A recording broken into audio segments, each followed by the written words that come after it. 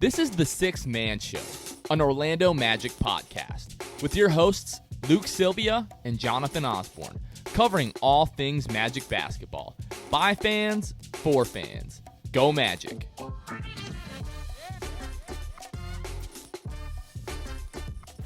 What's going on, Orlando Magic fans? You guys are back with the Sixth Man Show. It is July 5th, 2021. Hope you guys all had a happy, safe, fun 4th of July.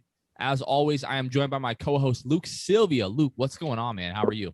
Not much, man. I'm happy that at the time that people are going to be listening to this episode on July 5th, I will not be working.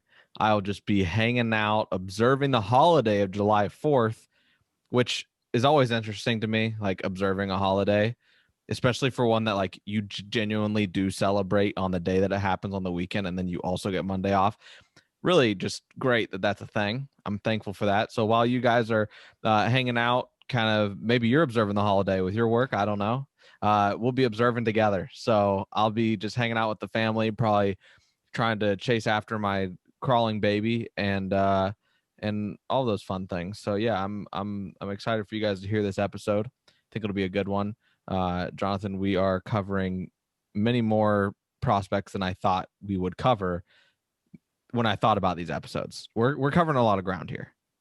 Yeah, definitely. And back to your point about the 4th of July and observing the holiday, seems like someday, quite a years back, long ago, somebody was in a conference room and they're like, hey, don't you guys want Monday off, right? Like the 4th of July is this weekend. Let's just say we're going to observe the 4th on the 5th. So exactly. People, we really care about America. Speaking of caring about America, I've got my red, white, and blue trimmed Nikola Vucevic All-Star jersey from 2019. Had to throw that out there. Oh, I did want to mention something in terms of the 4th, Jonathan. Really grinds my gears now that I'm a dad. Here we go. Okay. Last night, Harper is sound asleep. She's a great sleeper. Wonderful. It's like 9:30 p.m. She's been asleep at this point for like 2.5 hours. And then all of a sudden, just boom, boom, boom, boom, boom, boom. Fireworks everywhere. I look in there on the monitor and she's just like rearing up, kind of like on her stomach and pushing up and just throwing a fit. So fireworks didn't scare her or anything. They just woke her up. I don't blame her. Went into her room, fireworks just going off, going crazy. So, and heard it the worst from her room for sure. She got a window right next to her crib. So we had to set up, we set up a pack and play in a bathroom and close the door. And we're just like trying to make sure she can't hear it, still could hear it. So we just had to wait. Finally, they stopped around 11 and then she like went to sleep. But if that was just for, 2 days before the 4th, you guys will know by now. Maybe I'll have gone about it on a Twitter rant about it by then, but like we've just accepted that we're like she's not going to sleep well this weekend. So while I understand fireworks and I love them, I have beef with fireworks now as a result. So what I can say is even us recording our podcast last week, like my neighborhood, they just seem to start everything like 2-3 weeks ahead of time. We'll just get a couple of nights during the week where people are going crazy with the fireworks, especially this weekend. I don't know what it is, but both of our girls slept right through the fireworks. Last Tuesday night, as some of you know, my neighbor across the street, this gigantic, like 30-foot tall oak tree, fell, basically split in half in his yard, came across the street and landed on top of our car. Girl slept through the whole thing. So that's crazy. I don't know what it is, but yeah, definitely it's driving the struggle bus. Is the damage on the car? Is it It's not totaled. There's no broken glass. It looks basically like it was raining hockey pucks that night. It's the best way that I can describe it. There's just like hockey puck sized dents down the side of the car. So no, not yet. I'm not going to get into it. It's the people across the street rent the house. We're trying to get the homeowner to pay our deductible because we know that he knew about the tree and that it needed, to be cut down and didn't. So I don't want to get into that, but I'm dealing with that headache now too. Anyways, the night of the draft, so July 29th to Tuesday night, I believe, or is that's a Thursday night, excuse me. The draft lottery was on a Tuesday night. July 29th, Thursday, we're going to be putting together another get-together at Harry Buffalo from 5 o'clock that afternoon. And then at 6:45, we're all going to walk over to the Amway. We're still working with the Orlando Magic to try to get a section reserved for seating for all of us to be able to sit together. So, guys, be on the lookout for that. We're super excited. If you look on our YouTube or Twitter, anything like that, the last watch party was a lot of fun. We had a great turnout, so I hope that you guys can join us. Also, if you're listening to this on Monday or Tuesday in Florida, we have Elsa, which right now I guess is a hurricane / tropical storm. Let the storm rage on. I've seen a lot of memes about that this week. So hopefully you guys are staying safe. Luke, you've got to deal with fireworks this week, but you don't have to deal with the hurricane. Dude, I didn't even you don't miss that. I didn't even know about it until I looked at this, at our basically agenda for the show today. I had no clue about it at all. I guess that's part of just like living so far away from Florida now, but I haven't seen a meme about it. I don't know I follow a bunch of Florida people on Twitter, so I don't know. They're not scared. That's why people are like, Well, we know that. But I had no idea about that. So you guys stay safe. When did you say is it supposed to hit? It's supposed to hit like Monday night, like into Tuesday. Do they think it'll be a hurricane by the time it hits or what? It depends. Like Dennis Phillips is the big meteorologist in the Tampa Bay area, one of the big ones. Yeah. He seems to think that it might not even be a tropical storm by the time that it gets to us. It might be like a tropical depression. Oh, well, that'd be nice. Because it's moving so fast, it's going to be moving over a lot of land. So we'll see. What I've come to learn and know about hurricanes is that nobody knows anything about hurricanes and what they're going to do. So just hope everybody out there is, going to stay safe and everything like that. So Luke, let's get down to business. Speaking of things people don't know anything about, let's get into the NBA draft. Oh my, no, we're going to get into talking about Penny Hardaway. Oh, so we had this huge segment last week where we started talking about, coaching candidates and everything like this. And at that time, it didn't seem like Penny Hardaway was going to, really be in the mix for the Magic job. Literally the next day. So we recorded on Saturday. Sunday night, news comes out that Penny Hardaway was a serious candidate for the Orlando Magic job, that he wooed and impressed John and Jeff so much that they had like a 4-hour meeting, allegedly. We don't know if this is true now. And that it was a real possibility that he was going to leave Memphis for the Orlando Magic job. And then everybody freaked out. You talk about Reddit. You talk about our YouTube comments from Memphis fans. You talk about Facebook. Just everybody was freaking out about Penny potentially becoming the coach. And I queued it up. The "I told you so" tweets were coming our direction if he was named the head coach, because we basically came out from day one and said, absolutely not. We don't think this is happening. We don't think that he's the man for the job. And then what was it? 48 hours later, Penny Hardaway comes out and says, you know what? As much as I appreciate the interest and blah, blah, blah, blah, and the fans and all the kind words, I'm staying in Memphis. And then like 45 minutes after that, the news comes out that Memphis is hiring Larry Brown. Yeah. And like Hall of Fame coach Larry Brown to be an assistant at Memphis. So people have their opinions on whatever happened. My opinion, and I think me and Kevin all kind of shared this, was we felt like, Penny, this was very opportunistic on the part of Penny Hardaway. I'm sure the interest was legitimate. I'm sure he would love eventually to be the Orlando Magic head coach, but it definitely seemed convenient that right after he says that he's going to stay, Larry Brown is announced as an assistant head coach for the Memphis Tigers. What do you think? I think it was a leverage play. Like Penny basically interviewed for an NBA job, and Memphis was like, wait. You want Larry Brown? We were hesitant before. He had some issues. He had some lack of coach control charges with the NCAA, and banned SMU from postseason things, and a lot of different things that happened there. So now that maybe Penny was just leveraging them. Penny was thinking, if I get an NBA coaching job, great. If I get Larry Brown, great. I'm gonna get one or the other. I think he knew what he was doing. I don't think Penny is dumb by any means. Yeah, no, I think the interest was legitimate, and at first Memphis was like, okay, like if you're gonna make, like, the Magic probably aren't gonna hire you. You don't have a ton of experience, and then somebody leaked that he was a serious candidate, and then all of a sudden Memphis kind of switches up their tune. So I don't know. We talked about this. We all thought that Penny, it wasn't the right time. He wasn't ready. People want to talk about, how, he's had a pretty good winning percentage at Memphis. He plays in the American Athletic Conference. He's not playing in the, the Pac-12 or, the SEC or, the ACC or any of like the, the Big Ten, like the big conferences. He plays in the, American Athletic Conference. It's, he won the NIT. We had another guy on YouTube that got so mad that we wouldn't credit him with winning the NIT. Like, congratulations. That's making a big deal about, being the 7th seed versus the 8th seed. Like, it's really not that big of a deal. You're not I just want to insert the Stephen A. Smith, though. We don't care.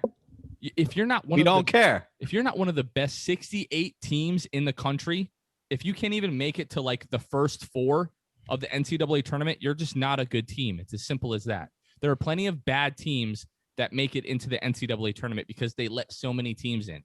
So if you're not one of the best bad teams, like that, you have to much about what he's done at Memphis so far. You have to win your conference to get your bid into March Madness, and Penny hasn't done that thus far.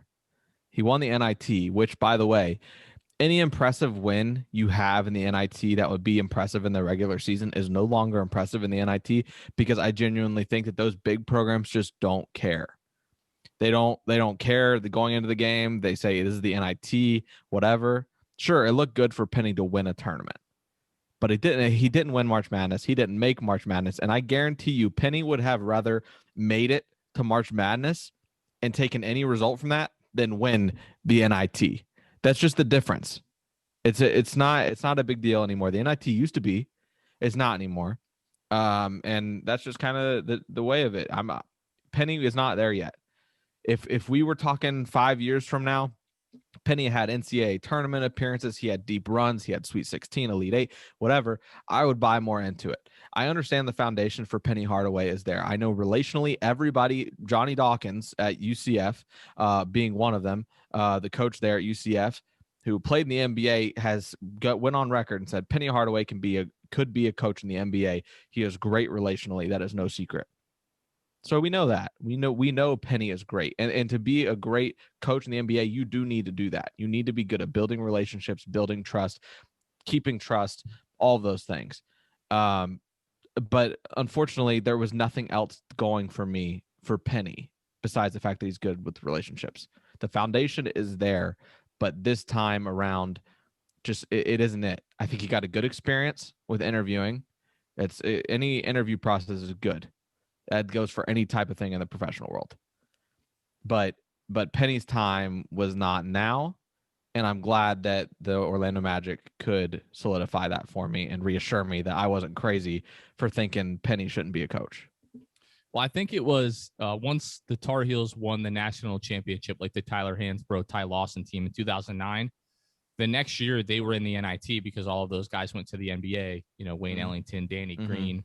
I could not care less about the NIT that year. And I'm really not trying to take away from Penny Hardaway. And I know, especially, the first year with James Wiseman, you have this huge recruiting class. You lose the number 1 recruit in the country. Like, that's going to hurt any team significantly. But until he shows that he can be a really, really, really successful college coach, I don't think he's ready to make the leap to the NBA. We've seen very, very successful college coaches make the jump to the NBA and just not be very good whatsoever. So right. Not trying to make this like, salty about Penny. Like, he did what he had to do at Memphis. He's completely within his right to stay there, whatever the case may be. We don't even know if it was him or his party that leaked that information. It very well could be, but we don't know that for fact. It's all speculation. But I am happy that they didn't make the decision at this time. Now, 4 or 5 years from now, like you said, if he's got some more experience, some more success, it would be an incredible story for Penny to come back, be successful with the franchise, maybe win a championship. Like, that would be incredible. I would be all for that. And before we move on from the Penny topic, I know that everybody has kind of already put their 2 cents in there. There is nobody that would have a more welcoming and nostalgic feeling for Penny Hardaway coming back to Orlando than you and me, Jonathan. You and I both love Penny Hardaway as a player. We love what he did for the organization. We appreciate Penny Hardaway. And I think that there's a lot of people that like misunderstand where we're coming from when we say we don't think Penny was there, and we are happy that he is not the head coach of the Magic today. It's just it just is what it is. He needs to take time, build his resume. When the time comes, if the time is right, we would love for Penny to be, in Orlando. I hope that in 4 to 5 years he has those deep tournament runs. I hope that he continues to recruit well. Like he has a very talented team. He just needs to capitalize. And I think that's where I'm at.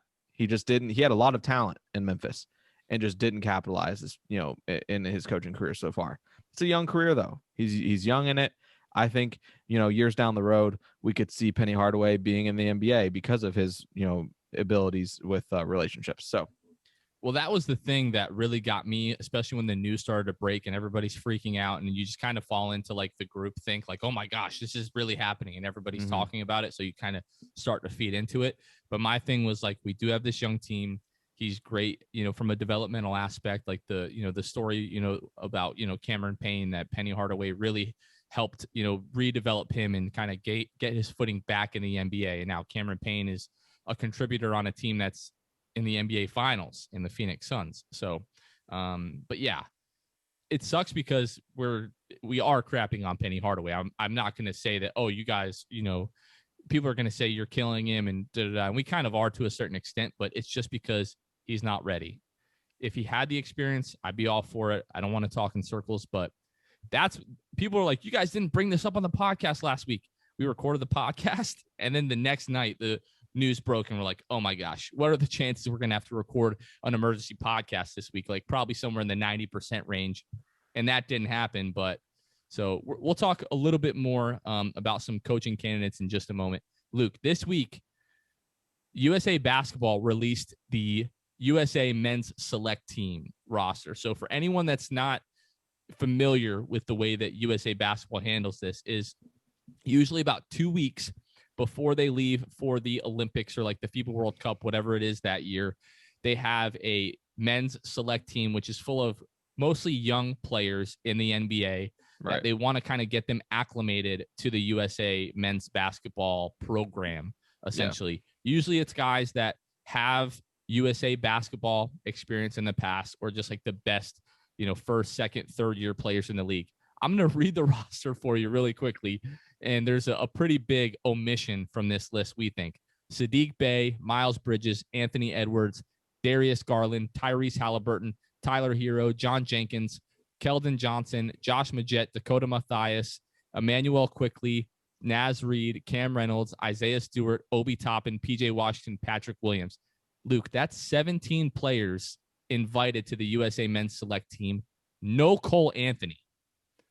Cole Anthony won a gold medal with USA Basketball, the 18U team, in 2018, and did not receive a USA Men's Select Team invitation. What are your thoughts initially?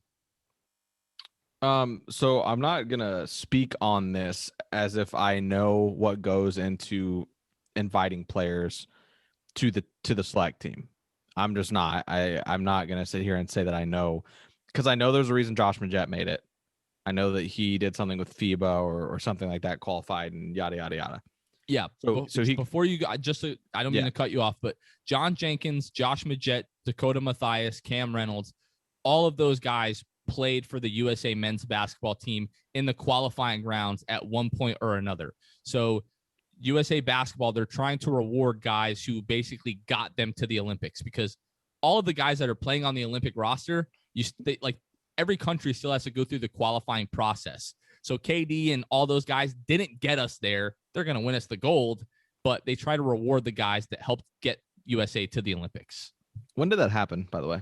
It's happened over the course of like the last couple of years, my understanding. Okay. Sorry, international basketball, Olympic basketball, I don't really pay attention to, because a lot of NBA stars for the U.S. just don't seem to care. And plus, whenever we play, we win. So it's like you don't really have to follow it that closely. I don't feel like it means much. If I was of another origin, like if I was from another country, Slovenia or whatever, like with Doncic, like I would be going crazy, because I'd be like, wow, we could win something, or he could put us on the map. I don't really care. Anyway, yeah, as far as that goes, I mean, the fact that on that roster that that Cole didn't even, he's not there, is kind of ridiculous. I mean, you look at the guys that are on that roster. I mean, you've named what, 5 guys that I could put Cole on that roster over? 4, yeah. 4. So yeah, I mean, it stinks that he didn't even get an invite, but I mean, it is what it is. I have to kind of keep my same energy, right? If I don't care about it, then like I can't be outraged about Cole Anthony not getting an invite, because that's just what it is. I don't care about that select team. But if I just look at that, I'd say, yeah, I mean, that's kind of ridiculous that he didn't at least get an invite. Well, for like recent Orlando Magic young stars, you look at Jonathan Isaac, Aaron Gordon, Tobias Harris, Victor Oladipo, like the last 7-8 years, it's almost like a rite of passage for them. Like each of those guys played for the USA men's select team at one point or another. So I do get really excited for like the FIBA World Cup and like, the Olympic basketball team every, 2 and 4 years. Mm-hmm. So I do care about this. I do think if you take off those 4 guys, there's no way that Cole doesn't make it. Right. When you start looking at the roster, like Saddiq Bey, okay, probably a good case for him to make it over Cole. Anthony Edwards, probably, well, definitely. Darius Garland, yes. Tyrese Halliburton. Tyler Hero is where I'm like, maybe not. I think you could make the case for Cole. But past that, like Emmanuel Quickly probably makes it over Cole. After that, like how many guards are you going to bring on the select team?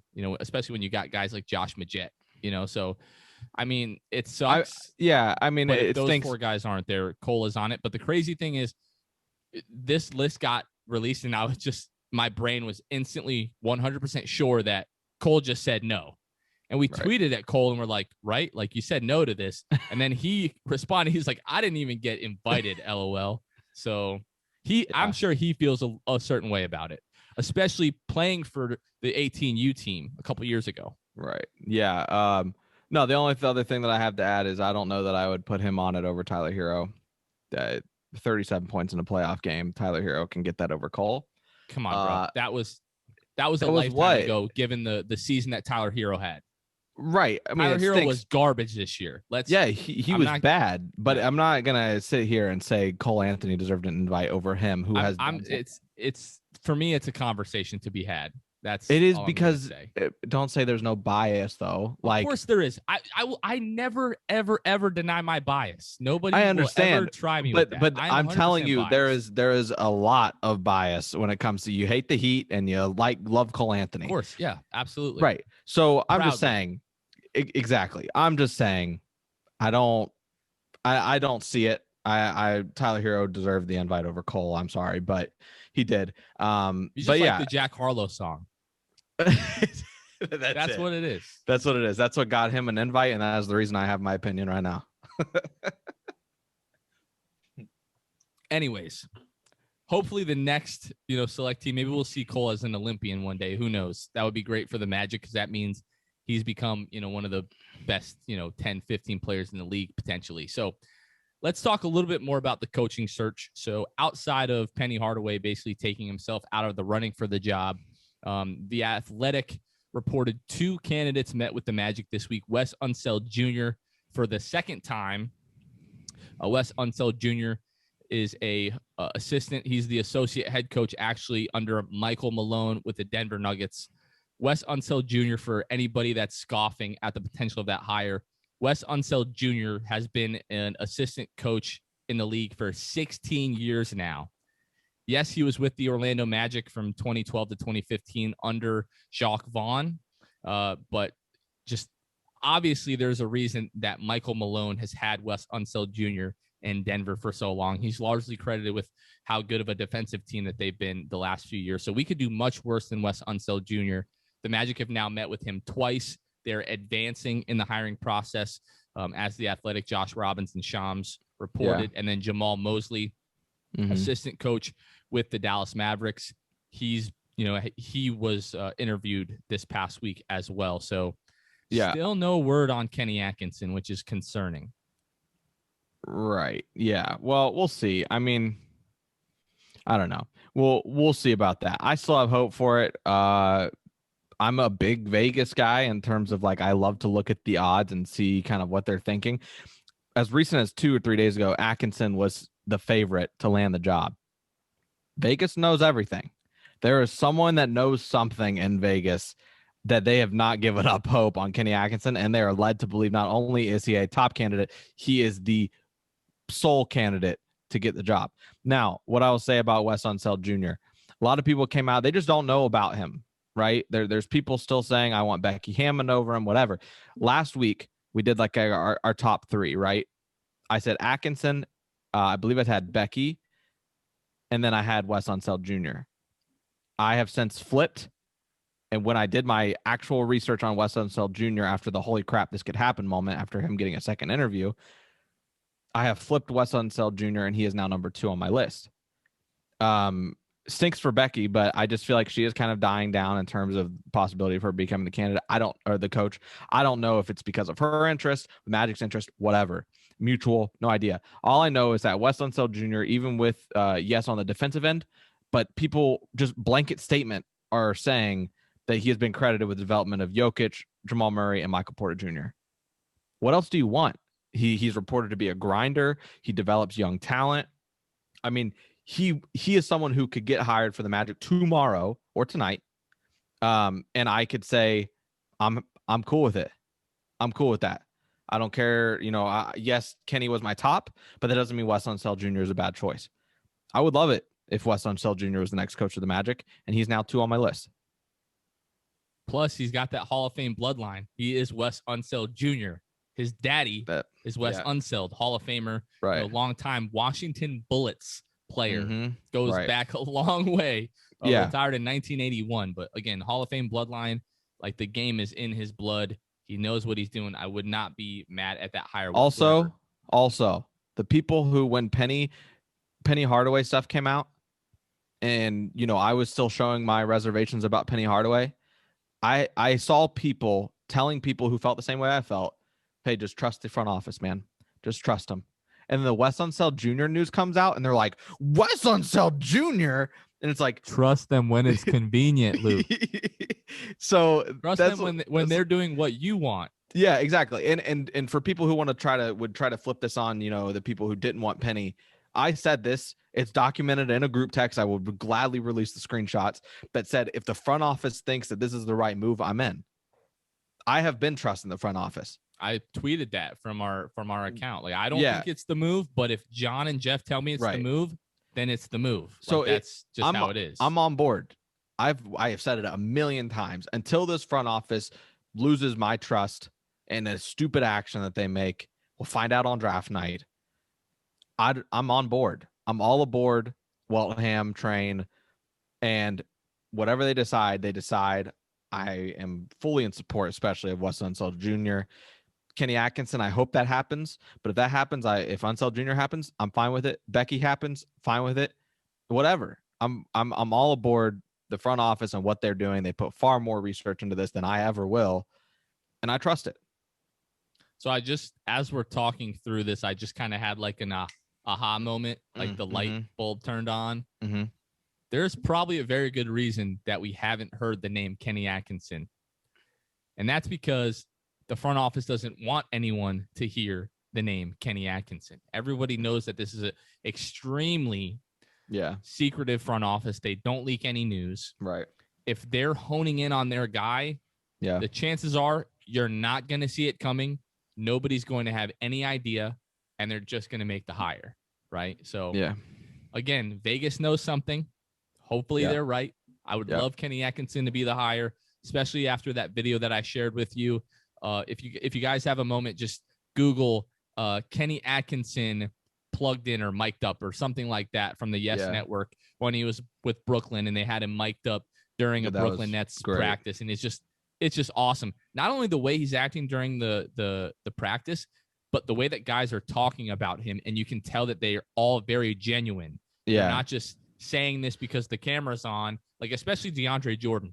DeAndre Jordan talks for like a minute about all the great things about Kenny Atkinson. Can we, I'm just thinking off the top of my head, are we able to link in descriptions or comments videos from YouTube? Yeah, can we do that? We can try that. If you guys are listening, Check the description. It may or may not be there. YouTube, we can. If it's not, I don't know. Yeah, so on YouTube, it'll definitely be there. So if you guys haven't checked it out, go there, subscribe. By the way, thank you guys for the support this past week. Our subscriber count doubled, really. And so, yeah, go do that for us. We're going to have the Kenny Atkinson mic'd up video there. Honestly, I'm not lying when I say that put me over the edge in terms of I just want to say this could age very poorly. We could already have a head coach by the time this episode comes out.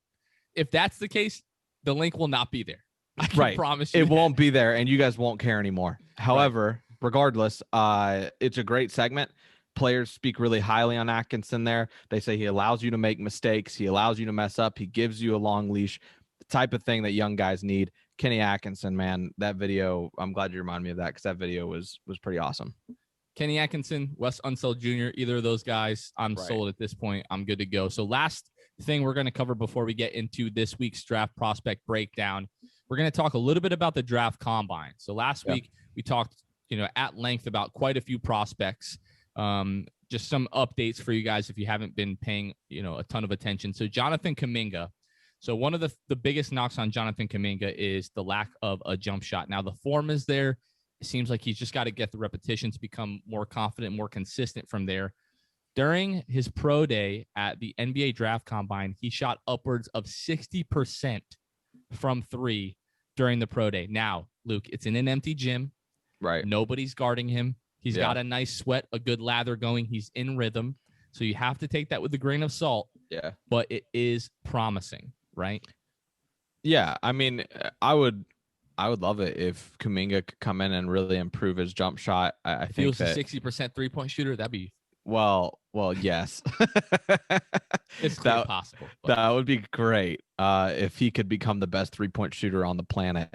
But it is encouraging, for a guy who shot 25% from three in the G League. But there's a lot of things with the G League, right? It's kind of twofold. For better or for worse, they only played 13 games. So, it's small sample size, really. I mean, he's going to come in here and play 82. So, yeah, I mean, he couldn't, you could make the case he just wasn't in rhythm. He was shooting enough. He was shooting 5 threes a game. I think his confidence is there to where he could. I mean, he's definitely going to improve his three-point shot. I really am not convinced of anything else at this point. He's going to improve it in his rookie year. I think he will definitely shoot better than the percentage he shot in the G League. More time to get in a rhythm, better players around you, putting you in better positions. I think that he'll improve his shot, and that was just all I needed to see was that he shot 60%, regardless of empty gym or not.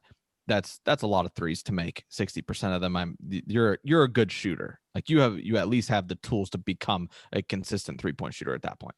So Scotty Barnes, we don't have any real numbers on him and his percentages during his pro day, but the shooting stroke did seem improved. You can tell that he's been doing a lot of work in that regard. For Jonathan Kaminga, Scotty Barnes, that's going to be like what's going to swing their career one way or the other, is whether or not they're going to be average or really good 3-point shooters on the offense. Now, James Bouknight, Luke, I don't know if you watched the video on Bouknight. Got me hot and bothered. I can't lie. Oh my goodness, let me tell you what. Oh man, I'm wearing a hoodie right now. I'm sweating already, but good grief. So James Bouknight, this video, it's like almost 2 minutes long. Yeah, and it's cut together. So let's be transparent about that. The kid does not miss a shot the entire 2-minute video. There's a stretch that is uncut where he drains 14 straight threes from the right corner. There was only 3 or 4 of those 14 threes that even grazed the rim. The other 11 or 10 were nothing but net. The stroke seems silky smooth. So people that are concerned about his shooting, 29% at UConn, I think that's misleading. I think he really has the potential to be an elite shooter off of the dribble, catch and shoot, all of that stuff. Like James Bouknight at 8, if he's there, which he probably will be, I think he's going to get a long look from the Magic. I listened to JJ Reddick talk about this one time. You said of those, how many 14 in a row that he made? 14 in a row. So 3 or 4 grazed the rim, right? I remember listening to JJ Reddick talk about in a game, if the ball hits the rim at all, he's kind of irritated by it. And it's because he's a perfectionist. He's a great shooter. He should have the muscle memory to never hit the rim especially when it goes in, right? So that was one thing that I heard like him say. And so now anytime JJ Reddick's playing, if the ball goes in but it hits the rim, I know he's thinking like, man, that wasn't good enough, which is hilarious to me, because if the ball goes in for me, I don't care if it hits the back of the backboard, the top of the backboard, the side of the backboard, and goes in. If it goes in, it goes in, right? And I have to bring this up about JJ Reddick just really quickly. I know I shared this with you, but it's just so funny. So whatever day that was, Wednesday or Thursday, when like NCAA players were officially able to, make money off of their likeness. Yeah. JJ Reddick tweets like, man, I just imagine the amount of, money I would have spent on like, Bud Light and, Lacoste and stuff like that. And this kid goes like, something like, imagine what a good player would have made. Like just roasting JJ. I just thought it was the funniest catch them thing strays ever, just because he won the freaking National Player of the Year. Like, just the ultimate troll. But and JJ even went back and forth with him. But continue. I'm sorry. So that was something that stuck with me. So the fact that Bouknight is able to make that many threes without even hitting the rim, I mean, it's pretty incredible. Moses Moody, we talked a lot about Moses Moody, still really high on him. So he had the highest height to wingspan ratio in the combine. So why is that relevant? Because Jeff and John love their wingspan when it comes to these guys, especially guys with positive wingspan. So just another reason to like Moses Moody. And then Keon Johnson broke the combine record for max vertical leap with 48 inches, Luke. That's 4 feet off of the ground. So anyways, guys, let's take a quick break. Support for the Six Man Show is brought to you by Manscaped, who is the best in men's below-the-waist grooming champions of the world. Manscaped offers precision-engineered tools for your family jewels. Manscaped just launched their 4th-generation trimmer, the Lawnmower 4.0. You heard that right, the 4.0. Join over 2 million men worldwide who trust Manscaped with this exclusive offer for you. 20% off and free worldwide shipping with code 6th at manscaped.com. That's code 6th, SIXTH at manscaped.com. All right, guys, it's another week where I am raving about the crop exfoliator and the crop gel. You guys I've talked about this. My wife uses the crop exfoliator. Use that as your argument when you're trying to convince her to let you buy products at Manscaped with code 6 for that 20% off and free shipping. Would love for you guys to get this. You would love me for it, honestly. And then we've got the Lawnmower 4.0 that Jonathan just talked about. Incredible. Improves my shaving game immensely. Gives me the confidence that I didn't have before to go and shave. Honestly, I mean, there's a lot of times where you neglect shaving because you're just not confident in it. But with the Lawnmower 4.0, man, confidence is unlocked. Absolutely, highly recommend the Lawnmower 4.0. I think the best thing about the partnership that we've had with Manscaped is like we've gotten to try all these great products, but actually like talking about a product that we believe in, because all of their products honestly are top-notch, premium quality. Whatever direction you guys go in with Manscaped, you just can't go wrong. Manscaped engineered the ultimate groin and body trimmer by focusing on intelligent functionality and an incredible, comfortable grooming experience. Their 4th-generation trimmer features a cutting-edge ceramic blade to reduce grooming accidents. Yikes. Thanks to their advanced skin-safe technology. I now feel confident shaving my boys. The Lawnmower 4.0 even allows you to customize your trim length through additional guard lengths with sizes 1 through 4. And not only that, Jonathan, the wireless charging has been a game changer for me. The new wireless charging system uses electromagnetic induction, which can help battery length last longer. It's time to get your own trimmer with Manscaped to make me time the best time and enhance your confidence with some nice, smooth boys. So get 20% off and free worldwide shipping with the code 6th, SIXTH, at manscaped.com. That's 20% off with free shipping at manscaped.com and use code 6th. Unlock your confidence and always use the right tools for the job with Manscaped. All right, Luke, let's get into our draft prospect breakdown part 2. So last week we went through quite a few guys that are potentially going to be there at 5 and at 8. We talked about Jonathan Kaminga and Scotty Barnes and Moses Moody and Keon Johnson, James Bouknight, a few other guys. This week, we're going to start with Jalen Johnson. So Jalen Johnson out of Duke, he's a forward, 19 years old, 6'9", 220 pounds, 6'11" wingspan. This year at Duke, 13 games, averaged 11.2 points per game, 6.1 rebounds, 2.2 assists, 1.2 blocks, 1.2 steals, 2.5 turnovers, shot 52.3 from the floor, 44.4% from the three-point line, 62% from the free throw line. Luke, what do you think of Jalen Johnson?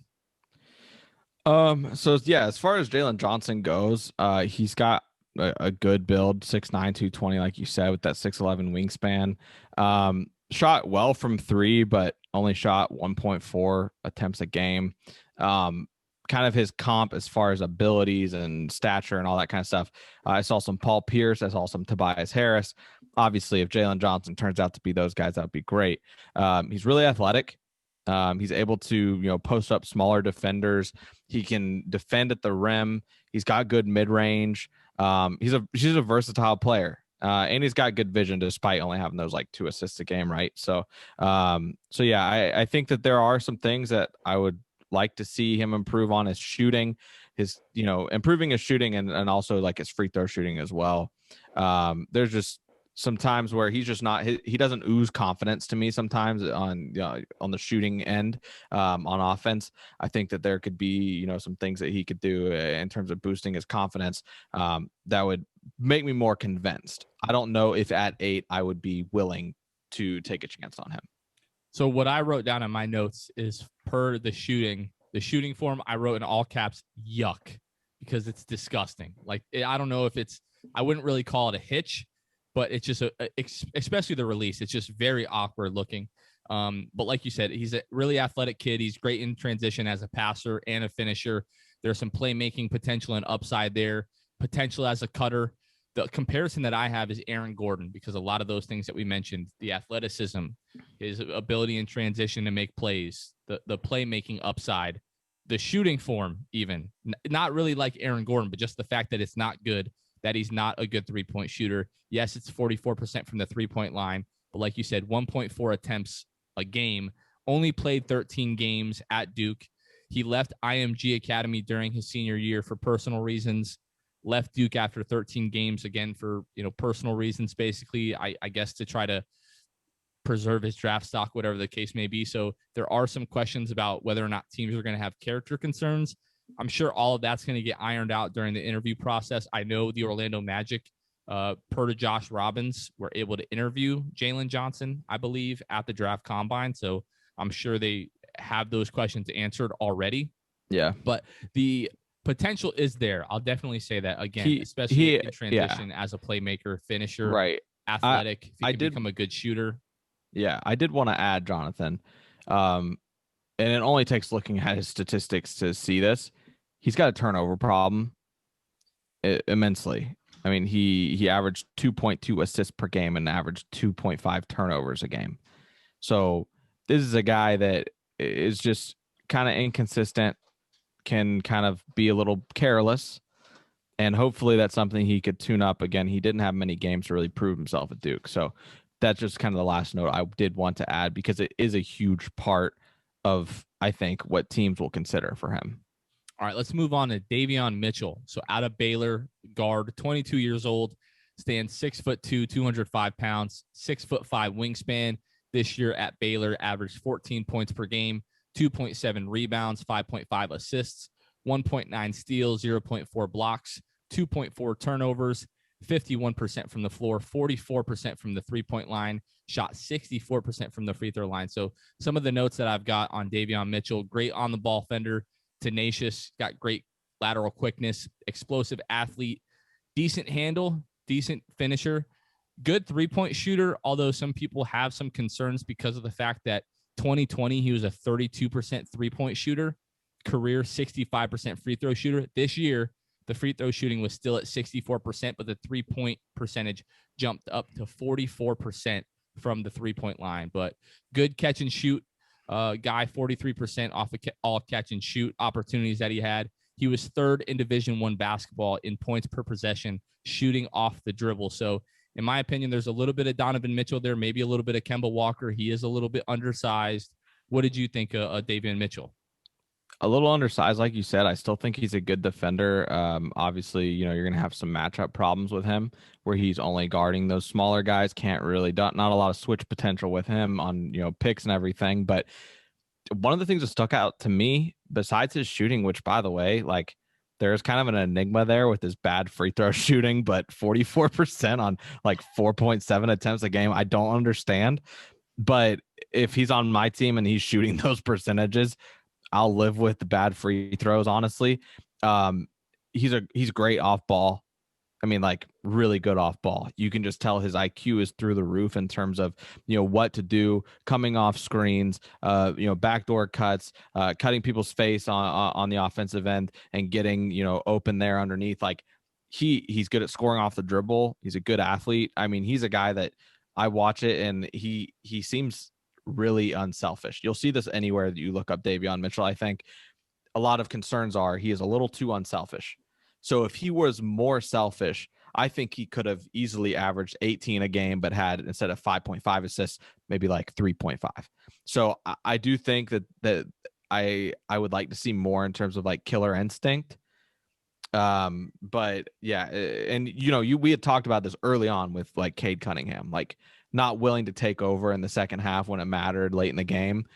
Davion Mitchell is just unselfish, and it's to a fault, I think. And something that he can definitely improve on, but he's a good athlete. All the tools are there for him. It stinks that he's only 6'1", but I do think that there is a lot of potential with Davion Mitchell. And also don't forget to put champion by his name. So he's a winner, man. I do like him. He's spent, his 4 years in college, started at Auburn, went to Baylor. Maybe a little bit concerned with age, but I think he's a great player. I've got that as well. Age, he's going to be 23 when the season starts, and that just seems to be, always a sticking point with NBA executives. Is yes, this guy's 23, but how much better is he going to get at this point?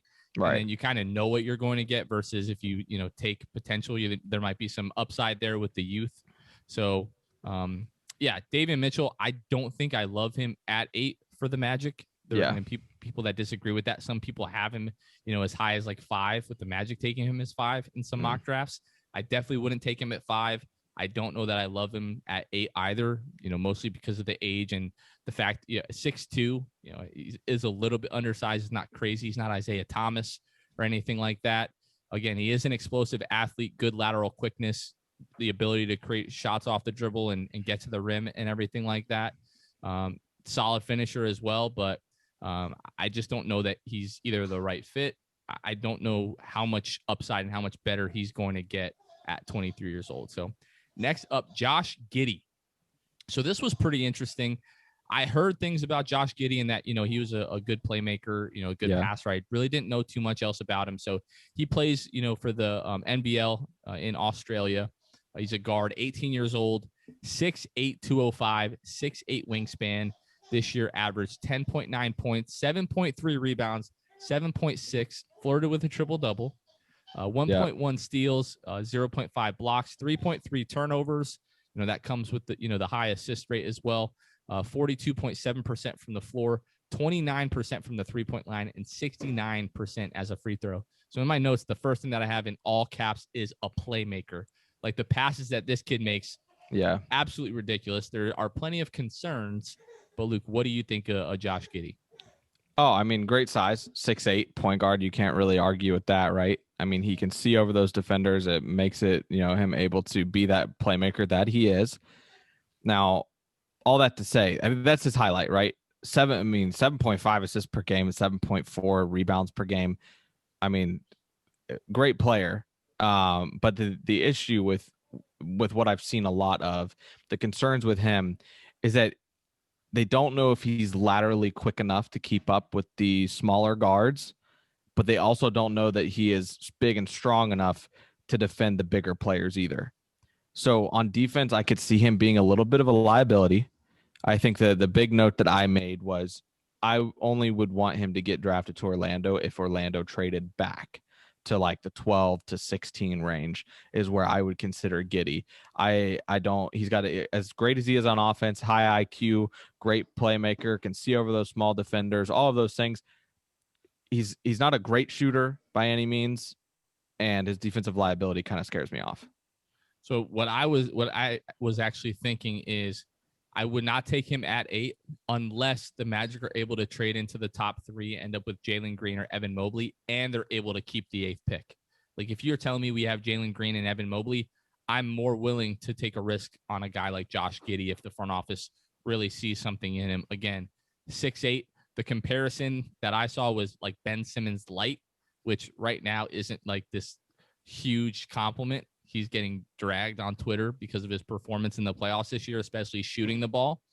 I will say Josh Giddey's potential as a shooter much higher than Ben Simmons, in my opinion. But the concerns with Giddy are going to be, he's going to be limited at creating space off the dribble. Not a crazy athlete. He's going to need to speed up the release on the jump shot, like really takes his time with that. I think he's just going to have a lot of issues in the NBA outside of open catch and shoot opportunities. Like you said, he's going to struggle defensively with the smaller guards, with the bigger forwards, just kind of has that awkward frame. He's going to be a project from day one if he's the pick at 8 for the Magic. It's going to take some time for him to fill out, become more physical and everything like that with some of the bigger guards. And the lateral quickness is one of those things that it doesn't really feel like you can improve that much on. So if a guy just already doesn't have that, I don't feel like that's one of those things that you can get better at over time. Yeah. For Giddy also that, and he just not a great first step either. So, I mean, getting past NBA defenders, who knows? So there's definitely some concerns with Giddy. Next up, Franz Wagner out of Michigan. So we saw Mo Wagner this season in a limited capacity for the Orlando Magic. The first thing that I'll say is I think Franz is going to be much better. I think he's more skilled. I think he moves better. Out of Michigan, forward, 19 years old. He's 6'9", 220. I cannot find his wingspan anywhere, so I don't have those in my notes. Must not be notable. must not be. 12.5 points per game, 6.5 rebounds, 3 assists, 1.3 steals, 1 block, 1.3 turnovers. Shot 47% from the floor, 34% from the three-point line, 83% from the free throw line. So really has potential to become a really good shooter. Right now, he's a great defender, high motor, all over the place. Always seems to be in the right spot, good technique, moving his feet. Michigan actually ran a lot of pick and roll with Franz Wagner, with him as the ball handler, which at 6'9" was pretty wild to see, especially in a college setting. Runs the floor well. He's a good passer. Again, like Giddy, he's going to struggle to create his own shot in the NBA. I think the upside is going to be limited just because he's not crazy athletic. He doesn't have a really quick first step. I don't know how much better he's going to get.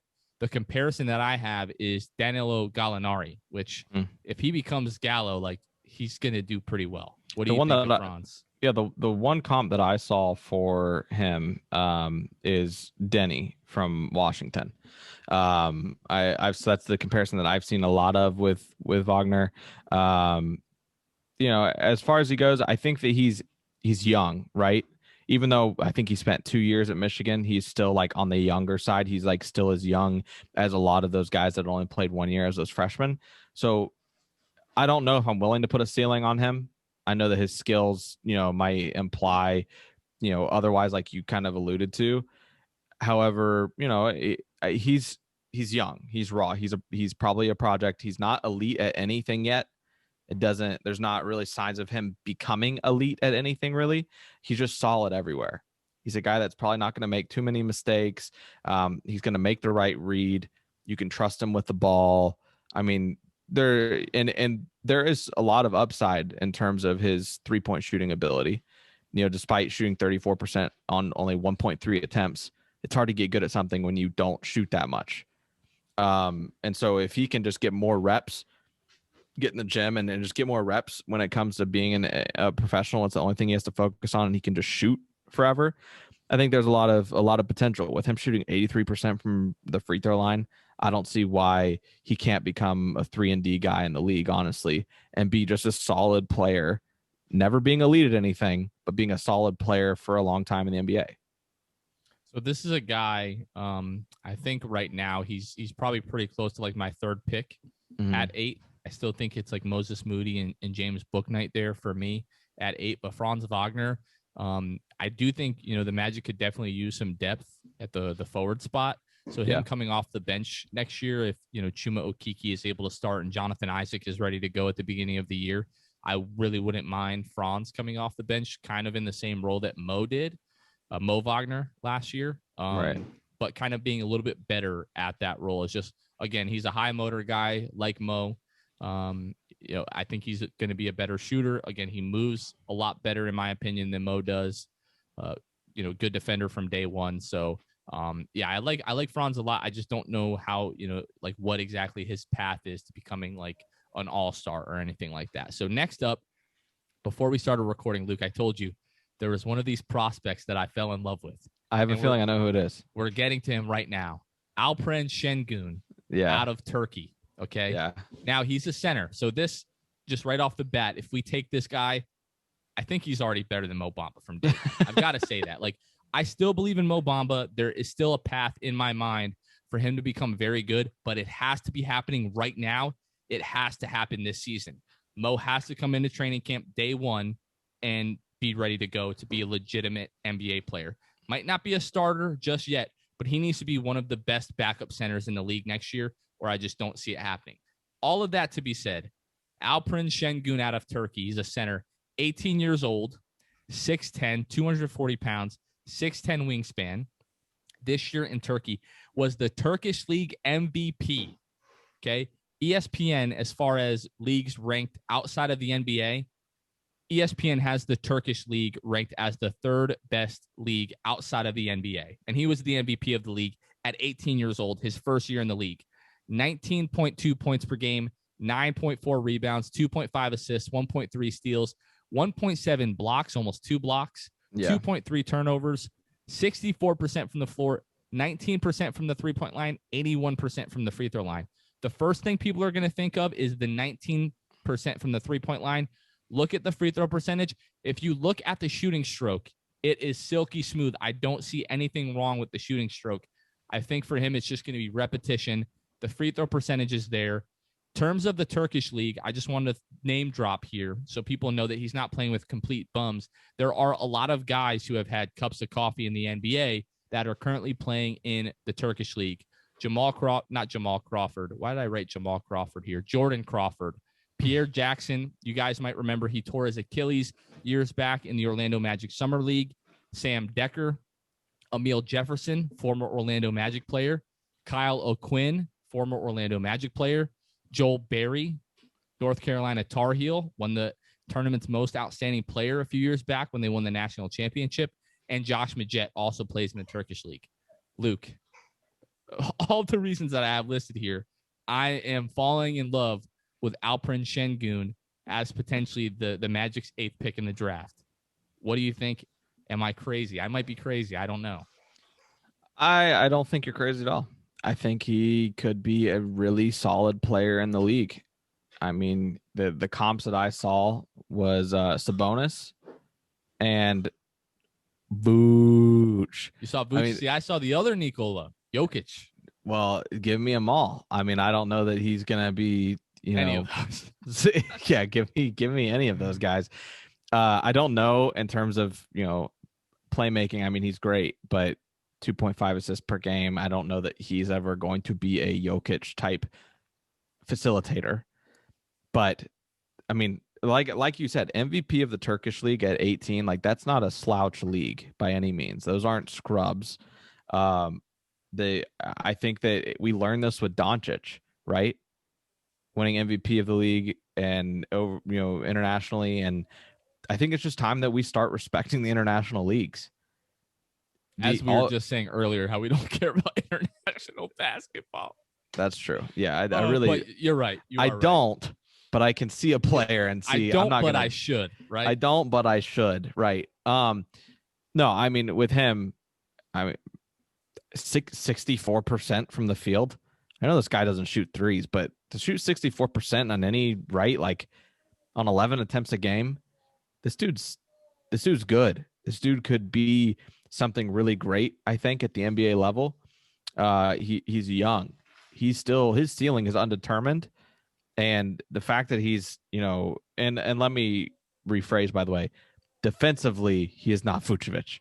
Offensively, he draws those comps, but Vuce is never getting 1.7 blocks per game. I can promise you that. So I would love to have him to be part of the Magic roster. I mean, this is a guy that, like you said, you fell in love with it. It's easy to. He just dominated the Turkish league at 18, being a good league. There's no reason to think that he can't be an impact player in the NBA for a long time. So what I'll say about the clips that I watched, obviously they're all in the Turkish league. Every clip that you watch, you just feel like he's the best player on the floor, and him winning the MVP tells you that was probably always, if not almost always, the case. The fact that he was the best player on the floor at 18, his first year in the Turkish league, like that really says a lot, in my opinion. The playmaking potential is there, kind of, low assist numbers, but some of the passes that this guy is able to make are just absolutely ridiculous for a guy his size. Great at running the floor. There were plenty of times where he actually brought the ball up in transition, where he would just grab the rebound and go down the floor and either get to the rim against bigger, slower guys, or, find open guys for threes, find cutters as they're getting to the rim. Not a crazy athlete. He's definitely more athletic than Jokic or Vooch, in my opinion. Definitely got a little bit of bounce, had a few really nice posters. He's got a great feel for the game.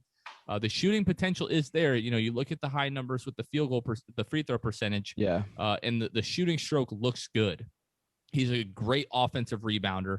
9.4 rebounds per game. I think just absolutely just killed the offensive glass, for his team in the Turkish league.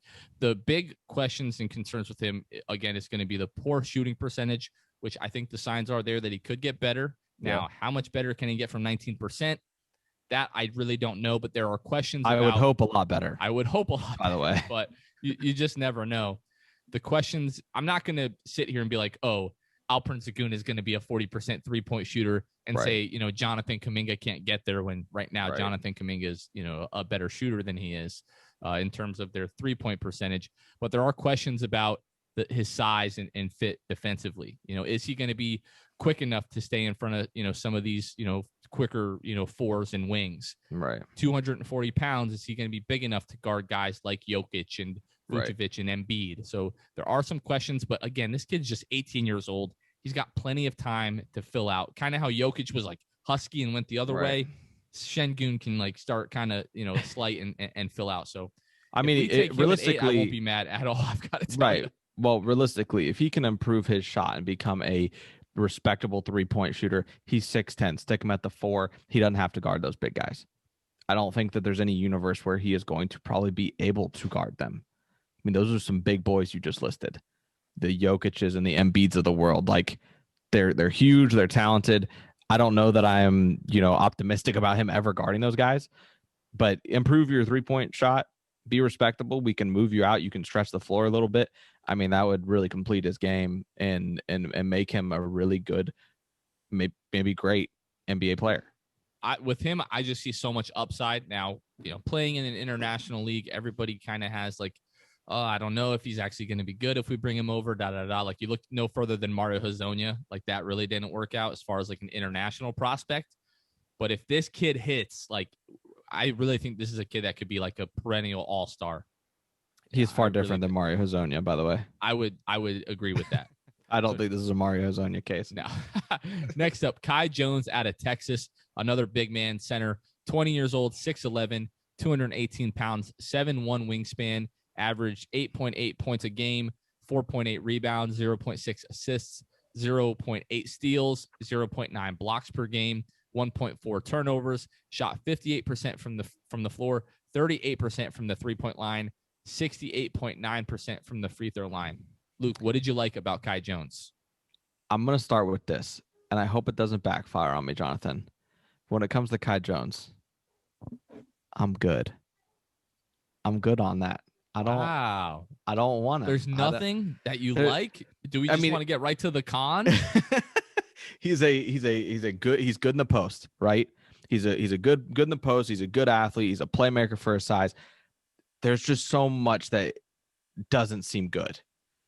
He can't get his own shot. He can't create his own shot. He's too passive. He's not elite defensively at all. He's foul prone. The cons list for me is a lot longer, and from what I've just gathered, from what I've seen, than the pros. He can get to be a decent 3-point shooter, But I'm also not sold that he is a 3-point shooter right now. He shot 38%, but he only shot 1 a game. I'm not sold by any means on Kai Jones. I'm not there with him. Maybe I didn't do enough research on Kai Jones, Jonathan, but from what I have gathered, like I said, I'm good. What I will say is Kai Jones at 8, I would pass. I would not take him at 8. Yep. If the Magic trade down, right, we're just kind of going through all the possibilities, the guys that could be in the conversation at 8. Yeah. Elite athletic ability, really, really fluid, running the floor, the ability to go coast to coast in transition. Doesn't really have like a lot of like dribble moves, but in terms of like the head fake and getting past a bigger, slower guy, and then like the Euro step as he gets into the lane, that's really, really promising, I think.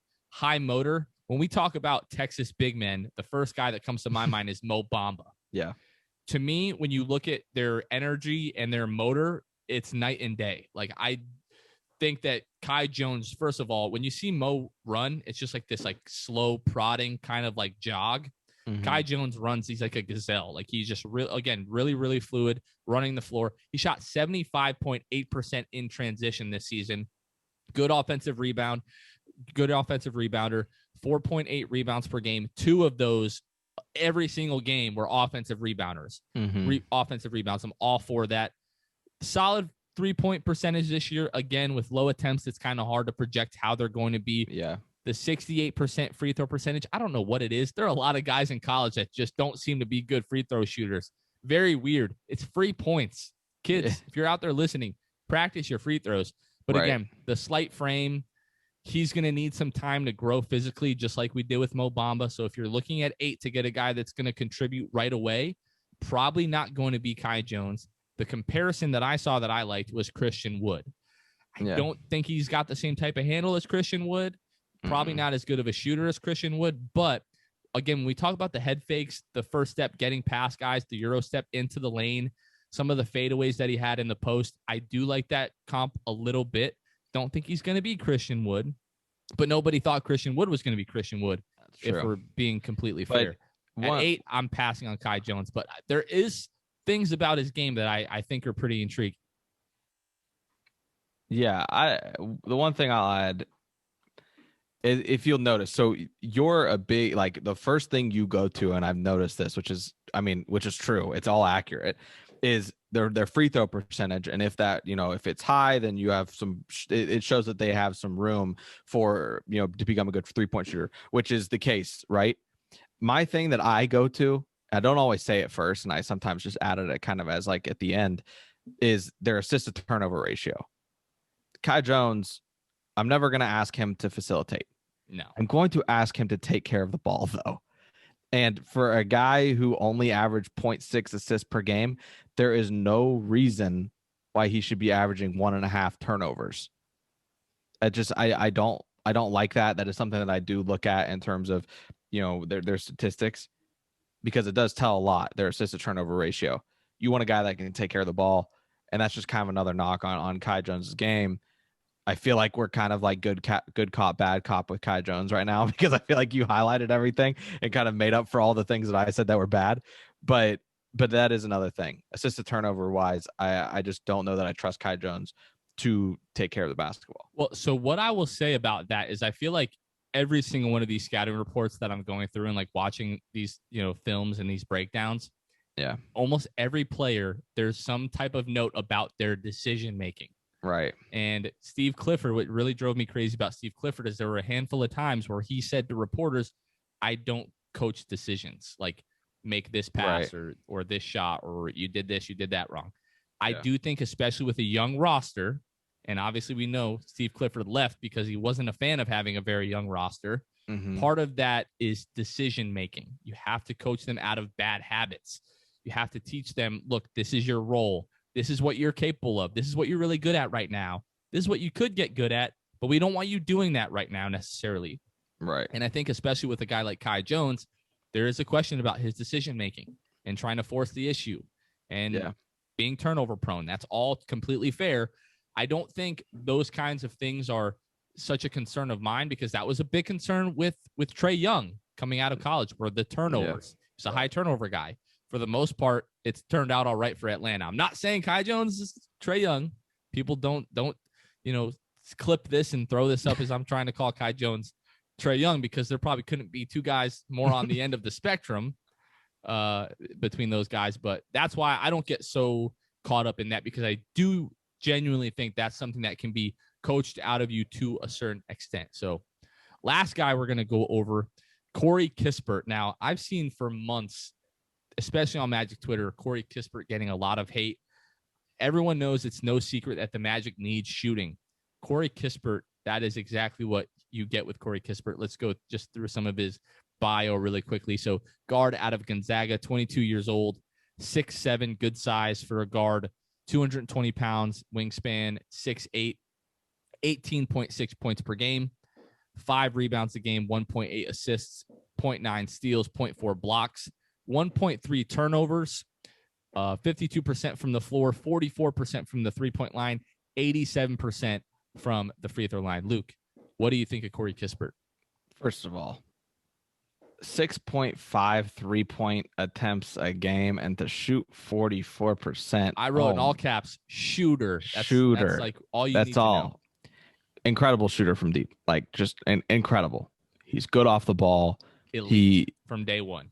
Yeah. Good rebounder. The one thing that is kind of, the cons, as everybody has, obviously, is, lacks an elite first step off the dribble. Also can't really guard quicker players. I think those kind of usually go hand in hand. If you have a good quick first step, you're going to be able to guard those quicker players. Kissbert, unfortunately, cannot do that. At least not yet. I don't know if he'll get there. We'll see. Incredibly high IQ. The guy has a feel for the game. Like you said, 18 a game on a good team. I mean, he was a huge reason for that team's success. I do like Kissbert. The one thing that nobody really knows about Kissbert. It just feels like nobody has a feel on Kissbert and how he will be, besides being an incredible 3-point shooter. An incredible 3-point shooter makes up for a lot of faults in players. That being said, like, I've seen Kissbert projected anywhere from like 10 to 25 in the first round. Like, the range is ridiculous. So it just tells me nobody knows. But I feel all right about Kissbert. I don't know if I feel good about him at 8. I think he might be one of those guys that I've already kind of touched on with some of the other prospects. Magic trade back, I'm all for it. The Magic needs shooting. But if you're telling me, you get to choose between Moses Moody and Corey Kissbert, both great 3-point shooters, I'm taking Moses Moody every day of the week, I think. Yeah, I'm taking Moses Moody. I think he's just going to give you a little bit more, just kind of all around. But what I will say about Corey Kissbert, like, the off-ball movement is absolutely elite. Like, we haven't really had a guy that is incredible at off-ball movement, other than, Terrence Ross, but he gets like a lot of pin downs, a lot of things that are ran for him. A lot of people would tell you that JJ Reddick is like one of the best all time at off-ball movement, and I got a little bit of that watching the Corey Kissbert film. The other thing is, not only is he a good shooter, but he's got range. Like, I'm not going to say he's got like Steph range or Dame range, but he's got somewhere in between like Vooch range and Dame range. Like, it's like Vooch has got both toes basically on the line. But no, I do like the ability. Obviously, as a shooter, I think he's going to be a day one offensive contributor and floor spacer.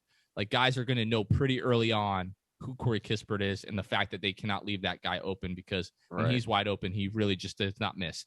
Now, he is a solid finisher. I will give him that. But the thing about being in college is that you are somewhat athletic, and not everyone has elite athleticism like a lot of guys do in the NBA.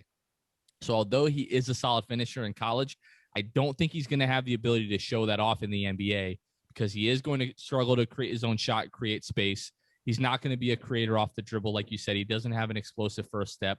Yeah. He's going to have difficulty guarding any point guard in the league, basically, with the limited lateral quickness. Now, like I said, he's going to be a contributor from day one.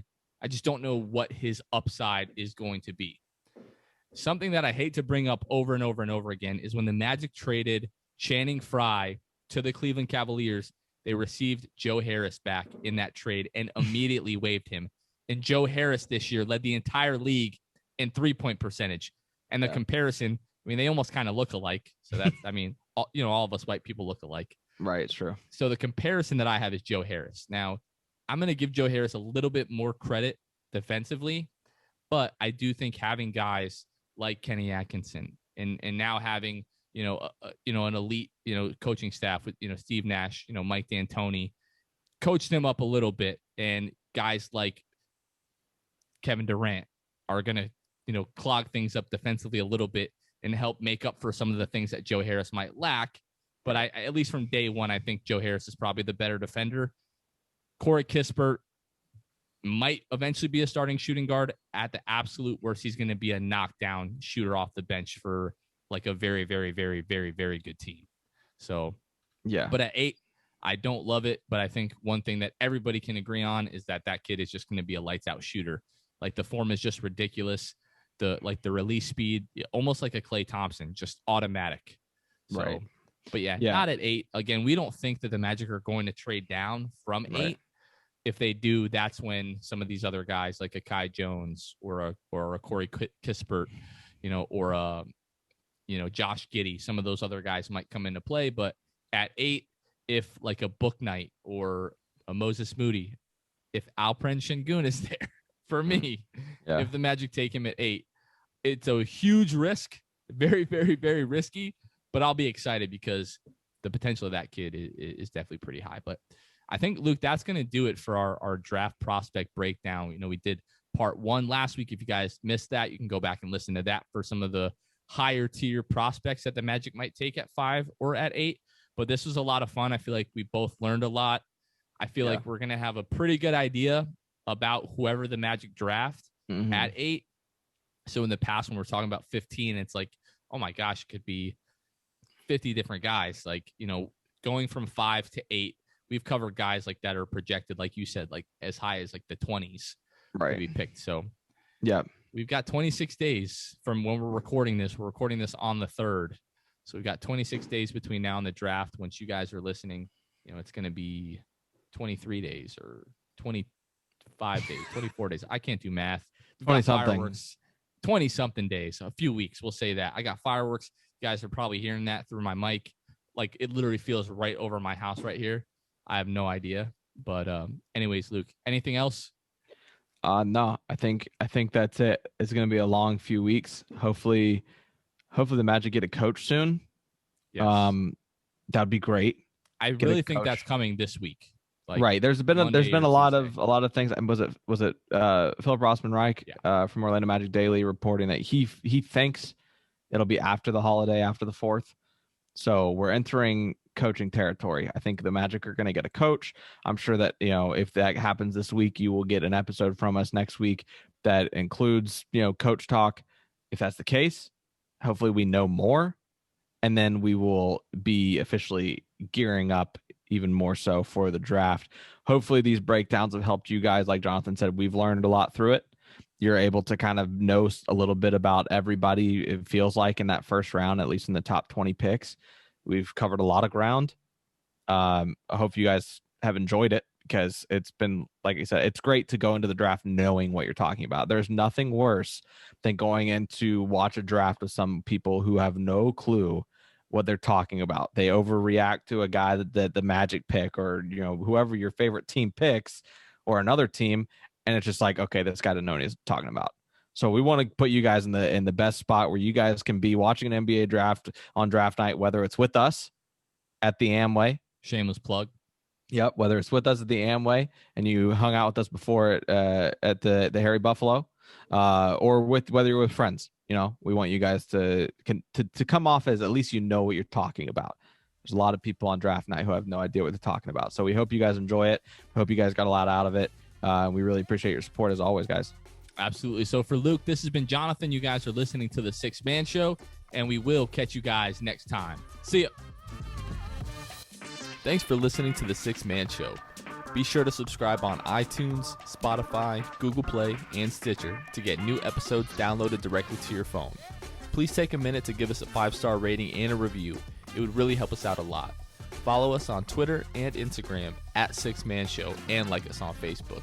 We'll catch you guys next time. Go Magic.